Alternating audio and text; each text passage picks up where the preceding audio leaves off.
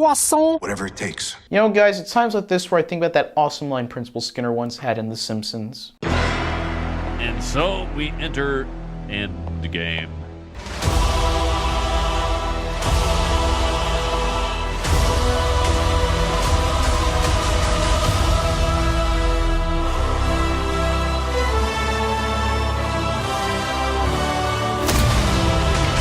Avengers Endgame is the culmination of the now dubbed Marvel Cinematic Universe Infinity Saga, coming from 2008 with Iron Man all the way up to Endgame.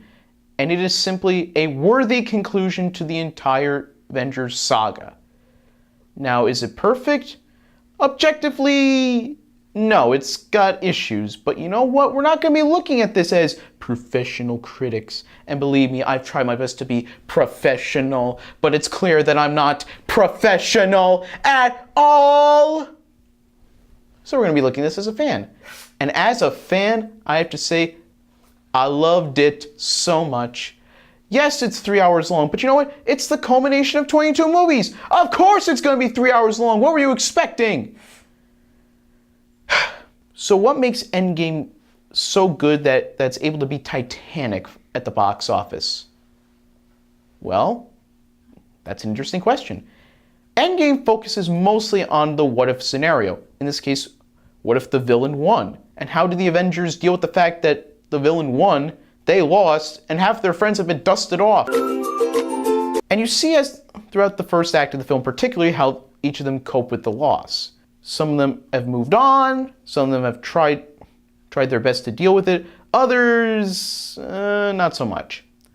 But then, as the film goes along, it gets a lot better, and I won't give away what happens, because spoilers, obviously, but it gets a lot of fun, there's a lot of callbacks, references to the other films, and the third act alone is simply worth the price of admission alone.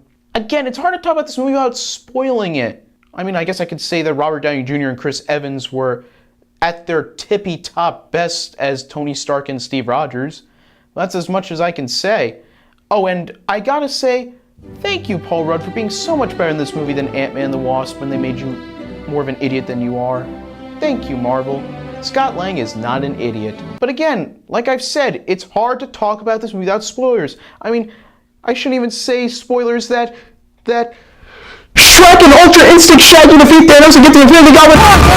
I digress. Overall, Endgame is basically the greatest end to any franchise since Return of the King.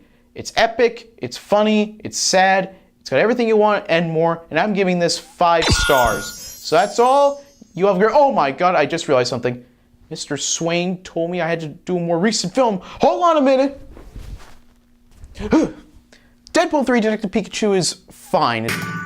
Oh, jeez. Here we go. I know. You can't understand me. But put down the stapler or I will electrocute you.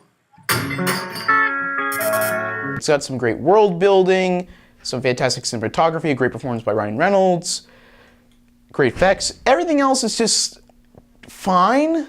I mean, if you really like Pokemon, then I highly recommend it. But for me, I think it was just okay, and I'm going to give this 3 stars.